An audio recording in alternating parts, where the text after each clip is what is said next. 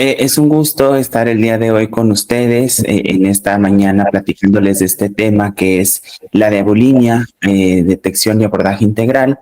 Y el contenido de lo que veremos el día de hoy, pues vamos a hablar sobre la definición y factores de riesgo de la diabulimia, cómo identificarla, complicaciones derivadas, el abordaje integral y cerraremos con algunas conclusiones. En general, nosotros sabemos que los pacientes que viven con diabetes tipo 1, pues además de que tienen que llevar una vida normal, ¿no? Como todos nosotros, de ir a trabajar, hacer el súper, cuidar a su familia, tener actividades recreativas, pues tienen que cuidar muchos otros aspectos del cuidado de la condición de vida que tienen, como seguir un plan de alimentación, realizar ejercicio, cuidar su peso corporal, tener registros de sus glucemias, de lo que come, de la insulina, aplicarse varias dosis de insulina a lo largo del día, acudir a sus citas médicas, destinar una buena parte de sus recursos en el tratamiento de la enfermedad, hacer cálculos de los gramos de carbohidratos, de la dosis de insulina, monitorearse frecuentemente durante el día su glucemia y pues también luchar por mantener una salud mental adecuada, ¿no? Entonces, todos estos factores del control de la enfermedad, de las complicaciones y comorbilidades asociadas, pues genera frecuentemente que el paciente desarrolle depresión, ansiedad y distrés emocional relacionado a la diabetes, y esto también complica la adherencia al tratamiento. Especialmente durante la adolescencia hay muchos factores que afectan la adherencia en los pacientes con diabetes tipo 1, como la presión y el estrés en relación a la enfermedad, la necesidad de independizarse o pasar tiempo lejos de la familia, cambios hormonales en la pubertad, desarrollo social, cognitivo y físico de la adolescencia, relaciones sociales, los efectos psicológicos de la enfermedad, y que es común la comorbilidad con trastornos de la alimentación. También sabemos que es ideal que la mayoría de los pacientes con diabetes tipo 1 pues tengan un esquema de insulina basal bolus flexible en donde sean capaces de realizar la cuenta de los hidratos de carbono que van a consumir y ajustar la dosis de insulina. Esto le da mucha flexibilidad al tratamiento y le otorga libertad y responsabilidad al paciente, ¿no? De que no tenga un esquema fijo y que tenga que estar consumiendo una cantidad de gramos de carbohidratos muy establecida en cada tiempo de comida, sino que como nosotros mismos lo hacemos, pues a veces queremos comer un poco más, a veces llegamos a casa sin apetito y a lo mejor queremos comer algo poco, algo en pequeña cantidad, pues entonces eso le genera esa libertad al paciente con diabetes tipo 1. Sin embargo, esto genera cierto riesgo del desarrollo de comportamientos no deseables, como por ejemplo el paciente que siempre está comiendo en exceso y simplemente pues aplica mayor dosis de insulina, pero eso genera ganancia de peso. Y hoy en día, pues es muy frecuente ver a un paciente con diabetes tipo 1 que tenga sobrepeso, obesidad y una resistencia a la insulina muy marcada. Y por el otro extremo, pues están los pacientes que comen y no se aplican la insulina. A eso se le llama diabulimia. Es un trastorno alimentario no especificado. No es un diagnóstico oficial, o sea, no está reconocido por el DSM-5, el Manual Diagnóstico y Estadístico de los Trastornos Mentales, pero se utiliza como un término para describir la condición en donde una persona que tiene diabetes omite o restringe la dosis de insulina que necesita con la finalidad de controlar o perder peso. Es decir, el restringir la insulina pues es su método compensatorio o de purga. Y si bien no es exclusivo de la diabetes tipo 1, la persona sí tiene que ser insulinodependiente, o sea, tiene que tener ya una respuesta pancreática ausente y requerir de la insulina para controlar la diabetes. Entonces, también puede llegar a presentarse en diabetes tipo 2 u otros tipos específicos de diabetes, pero al ser mucho más frecuente en diabetes tipo 1, pues la evidencia se centra en este tipo específico de diabetes. Y el término de diabulimia, pues no se sabe o no es muy claro su origen, pero al parecer en la década de los 80 los medios de comunicación acuñaron este término utilizando dos palabras, diabetes y bulimia, para referirse a un trastorno de la conducta alimentaria que se presenta en pacientes con diabetes tipo 1. De manera muy general, es de 2 a 3 veces más frecuente los trastornos de la conducta alimentaria en los pacientes con diabetes tipo 1. No es infrecuente ver que tengan anorexia, bulimia o algún TANE como es la diabulimia.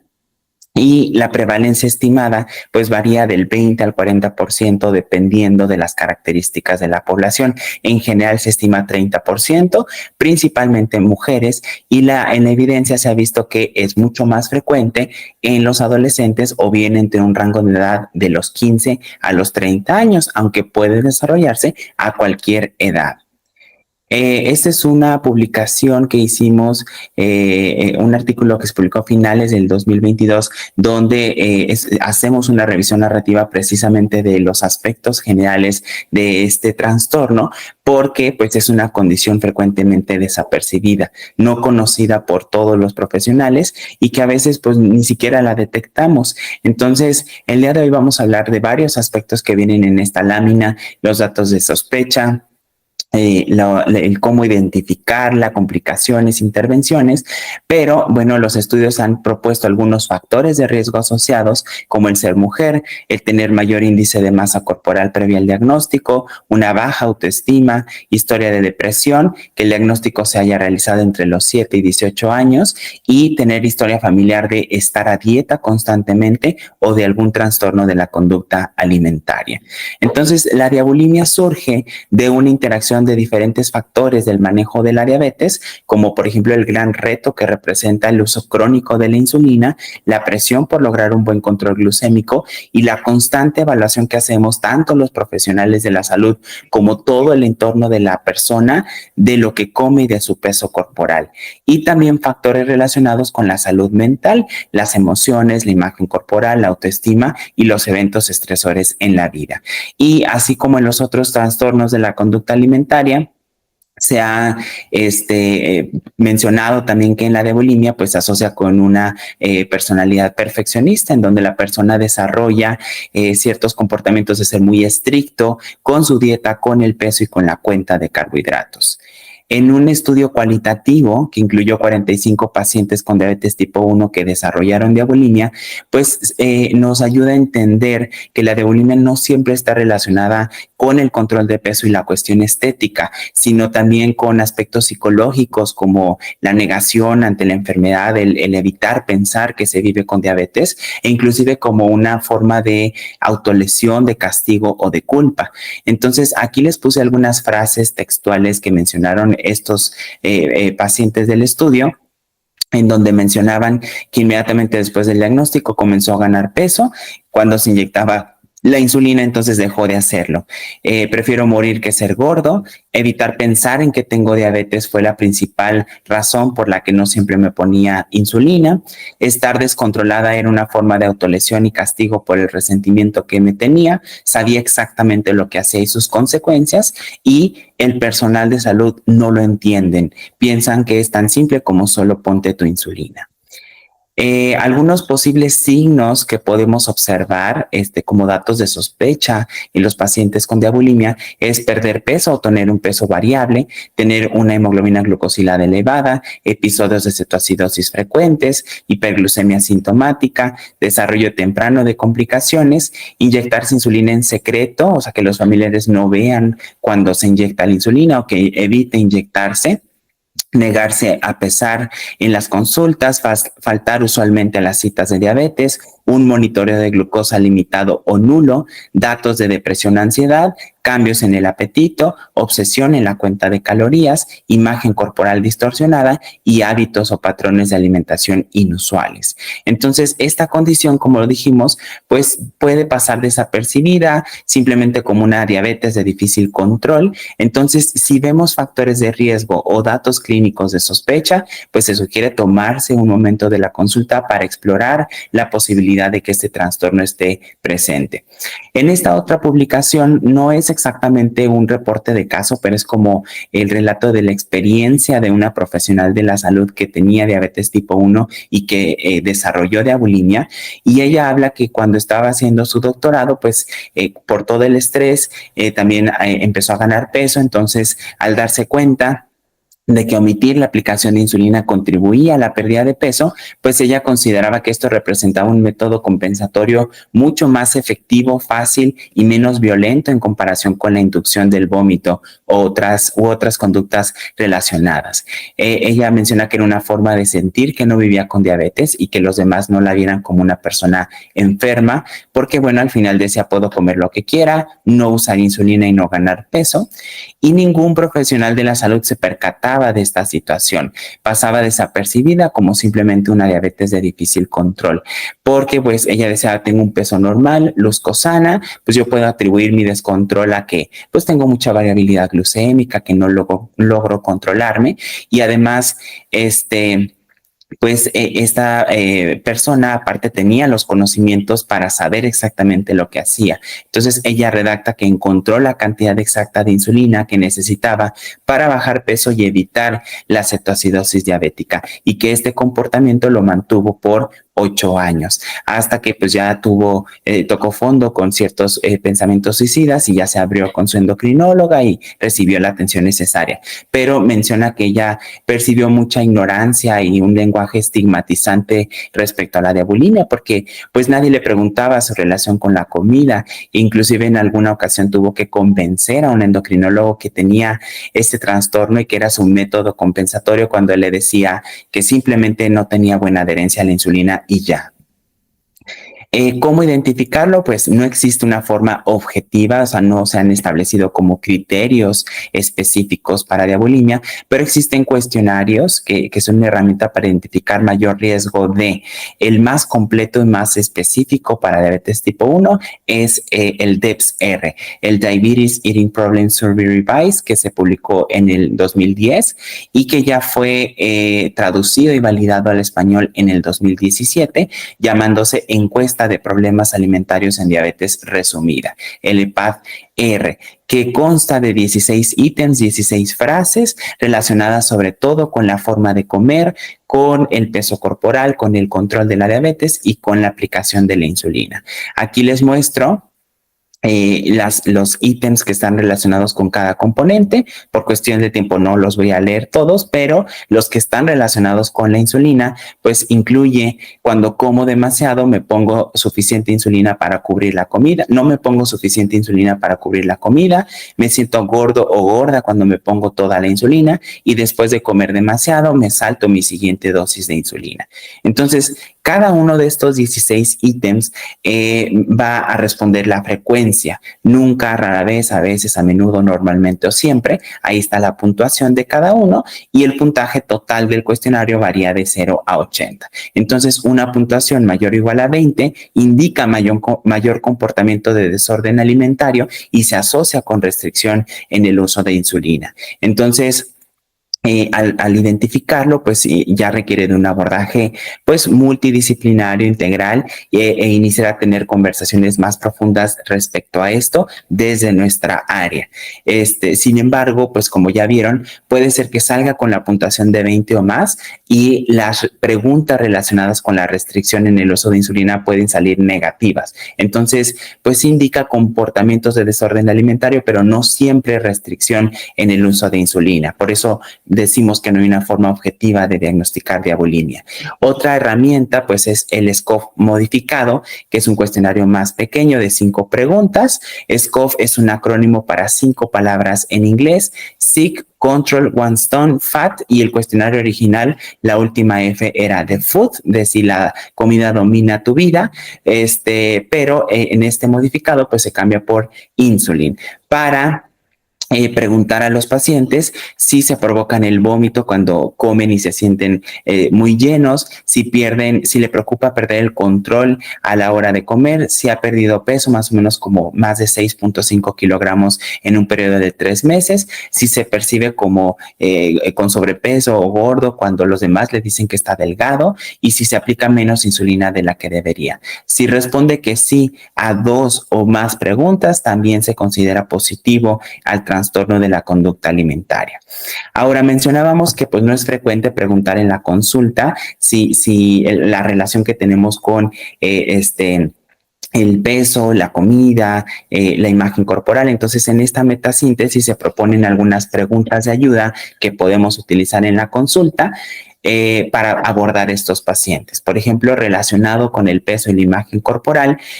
pues cómo te sientes respecto a tu peso y tu figura, qué tan satisfecho estás con esto, cómo afecta tu peso y tu figura en la forma en que te percibes a ti mismo o a ti misma, qué tan importante es para ti cambiar tu peso, tu figura y cómo te gustaría hacerlo. Y respecto a la omisión o restricción en el uso de insulina, pues a no hacer un abordaje tan directo, tan frontal, o sea, iniciar mencionando que, bueno, a algunas personas con diabetes les parece complicado el manejo de su tratamiento con insulina, cómo te va a ti, tu glucosa en sangre se ha incrementado recientemente, ¿cuál crees o cuáles crees que sean las razones para esto? Y podrás decirme por qué motivo reduces o te saltas tu dosis de insulina. ¿Cuáles son las consecuencias derivadas de esto? Pues al momento en que una persona no se aplica la dosis de insulina que le corresponde, va a estar en un constante estado de hiperglucemia. Y si a esto le agregamos otros factores como infecciones o enfermedades agudas, malos hábitos del estilo de vida, uso de ciertos medicamentos como esteroides, pues esto todavía empeora más el estado. Y se ha visto que los pacientes presentan episodios recurrentes de cetoacidosis diabética a largo plazo y un desarrollo temprano de complicaciones crónicas de la diabetes. De tal forma que las complicaciones, pues a corto plazo van a ser los signos y síntomas clásicos asociados a la hiperglucemia, sed, poliuria, infecciones en vías urinarias, visión borrosa, fatiga y déficit cognitivo manifestado como falta de concentración. Del descontrol glucémico, pues ya hablábamos de la cetoacidosis, de las complicaciones micro y macrovasculares y también complicaciones relacionadas con el trastorno de la conducta alimentaria y dependiendo de la pérdida de peso que se observe, puede haber disminución de la densidad mineral ósea, hipotensión, hipotermia, lanugo, bradicardia y amenorrea, entre otras. Ahora, también se ha visto pues que esta condición ya de sus últimos desenlaces pues es un incremento en la mortalidad. En esta corte de 234 mujeres con diabetes tipo 1, a 11 años de seguimiento fallecieron 26 participantes y se vio que las que eran restrictoras en el uso de la insulina pues se morían a una edad más temprana, tenían más descontrol glucémico, más distrés emocional relacionado a la enfermedad y menor autocuidado. Además, también tenían mayores prevalencias de nefropatía diabética, de pie diabético y la diabulimia pues fue el factor que más se asoció a mortalidad, incrementó el riesgo de mortalidad en comparación con otros factores como la edad, la hemoglobina glucosilada y el IMC. Entonces, ¿qué intervenciones se sugieren en la literatura? Pues que es ideal una detección temprana, un abordaje o intervención también oportuna para disminuir el riesgo de mortalidad y referir a los pacientes con un equipo interdisciplinario que incluya por lo menos médico, nutriólogo, psicólogo y educador en diabetes. Los profesionales de la salud que se incluyan pues tienen que tener un entendimiento adecuado de la diabetes o estar especializados en esta área para comprender la compleja interrelación que existe entre comportamiento alimentario, estado de ánimo, control metabólico y administración de la insulina, ¿no? Para realmente generar esa empatía con el paciente. Y antes de implementar cualquier intervención, se sugiere evaluar los rasgos de personalidad de la persona, el entorno familiar y social, el grado de conocimiento y educación que tiene respecto a su enfermedad y también la apertura que muestra para recibir ayuda. Dentro de la parte de psicología, que no es mi área, pues se ha propuesto que la terapia cognitivo-conductual, psicoeducación y trabajo en familia han reportado mejoras en los síntomas de desórdenes alimentarios y restricción en el uso de insulina, aunque no han sido efectivas para mejorar el control glucémico. También se requiere de educación en cuanto al autocuidado y es una meta esencial alentar al paciente para restablecer su seguimiento de diabetes, que ya no falte a sus consultas, que continúe con su tratamiento y es importantísima la labor del educador en esta situación. Es importante construir una relación de confianza con el paciente Una de las principales razones por las que abandonan su seguimiento de diabetes es porque sienten que son recriminados en fallar para seguir las recomendaciones dietéticas. Entonces se sienten como criticados o no entendidos y es necesario un seguimiento de forma estrecha y crónica. También es importantísimo explorar los sentimientos del paciente acerca de tener diabetes y el efecto que esto genera en su vida,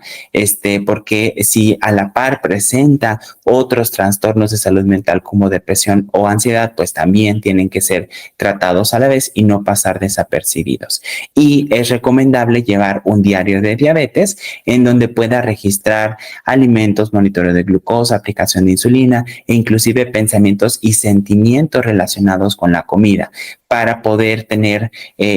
pues de manera consciente todos estos factores, y se recomienda un enfoque más permisivo en el control glucémico al inicio del tratamiento. Se ha reportado que la restricción del uso de insulina puede ser menos frecuente durante la mañana y que al final de la tarde es un momento potencialmente vulnerable para esta acción, por lo que es importante que se evalúe clínicamente el patrón de esta conducta de manera individualizada. Y también se ha observado que es más probable que se presente la restricción del uso de insulina cuando se rompe una regla dietética impuesta, como por ejemplo, pues está prohibido consumir postres o dulces, ¿no? Entonces, cuando sienten algo prohibido, pues todavía se genera más riesgo de que se presente este comportamiento. Y la intervención en general tiene dos fases. La primera fase, pues, es involucrar al paciente en el tratamiento, que se comprometa a hacer los cambios y explorar las dificultades psicológicas subyacentes, implementar estrategias de educación en diabetes y estabilizar su alimentación, platicando sobre expectativas del peso corporal. Es importante que el paciente sepa que ahorita lo que nos importa es que pues restablezca su dieta, su uso de insulina más allá de perder peso, pero pues tenemos que ser realistas con él y decir que vamos a tratar de lograr pues ese equilibrio entre que mantenga un peso saludable mientras que coma lo que le corresponde y se aplica su dosis de insulina. Y la segunda fase, pues hay que continuar con cambios en la alimentación supervisados por un nutriólogo especialista y trabajar en lograr una meta compartida para tener un peso saludable. Es decir, pues el tener ya como un tratamiento de mantenimiento. Y en la parte dietética, pues iniciar con una dieta completa y equilibrada y a veces no llegan a tener una restricción en el aporte de energía.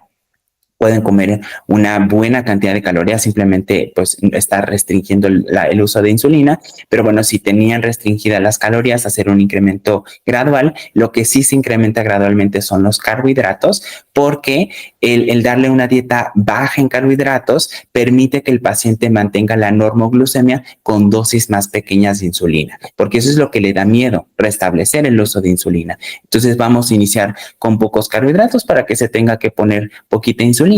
y gradualmente los vamos aumentando, pero ser cuidadosos de no reforzar creencias negativas en torno a la dieta, como por ejemplo que los carbohidratos son malos. Y el profesional de la nutrición pues va a tener que lograr este equilibrio entre pues que restablezca la cuenta de carbohidratos, la aplicación de la insulina, pero que se tenga un enfoque más flexible, no tan estricto con el paciente. También al restablecer el uso de insulina pues existe mayor riesgo de hipoglucemia, entonces los pacientes muchas veces no están dispuestos a ingerir más carbohidratos para corregirla y por lo tanto pues hay que platicarlo en la consulta y aumentar el monitoreo. Para finalizar, pues nada más quería presentarles algunos datos de un protocolo de investigación que estamos haciendo en el instituto, precisamente explorando la presencia de diabulimia en los pacientes con diabetes tipo 1. Ya ese es un análisis preliminar que se hizo hace algunos meses. Ahorita ya está casi finalizándose el estudio con un tamaño de muestra de casi 150 participantes, pero en este análisis de 62 pacientes con diabetes tipo 1 y también incluimos LADA, que fueran totalmente insulinodependientes, más o menos una cuarta parte de la población son diabetes tipo LADA, se vio una prevalencia de diabulimia del 19.4%. Sin embargo, aquí hay que aclarar que todos los participantes son adultos, aquí no hay adolescentes. Entonces, pues sí, la prevalencia baja un poco, pero aún así es muy alta, es una quinta parte. El promedio de edad de nuestra población es de 42 años, con 20 años de evolución en promedio también. Y la diabulimia al parecer está asociada a la presencia de obesidad, y las personas que tienen este trastorno muestran, en comparación con las personas que no lo tienen, menor adherencia subjetiva a la toma de medicamentos, menor autocuidado y bienestar respecto a la calidad de vida, mayor presencia de distrés emocional relacionado a la diabetes, depresión y ansiedad, estilo de vida no saludable, mostrando una menor calidad de la dieta y menor realización de actividad física. Entonces, aún falta comprobar si en esta población la diabulimia está realmente asociada al tiempo de evolución de la diabetes, a las mujeres, al descontrol metabólico y al conocimiento respecto a su enfermedad. Como conclusiones, la diabulimia es relevante debido a las distintas repercusiones. Vemos que disminuye la esperanza y la calidad de vida por las complicaciones asociadas. Hay que buscar intencionadamente en estos pacientes que pasa desapercibida, pues tratar de identificar si hay diabulimia en esa población de riesgo, que los profesionales de la salud unamos esfuerzos para definir la terminología, el diagnóstico objetivo, guías de tratamiento con un abordaje integral que genere empatía, porque cada interacción con el paciente importa y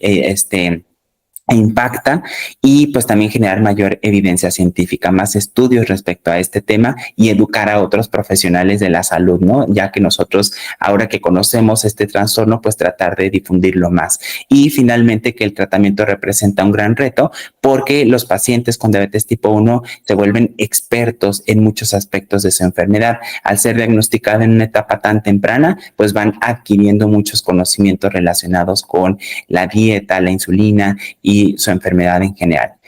Muchas gracias por su atención. Aquí les dejo mi correo por alguna duda adicional, algún artículo que les haya interesado.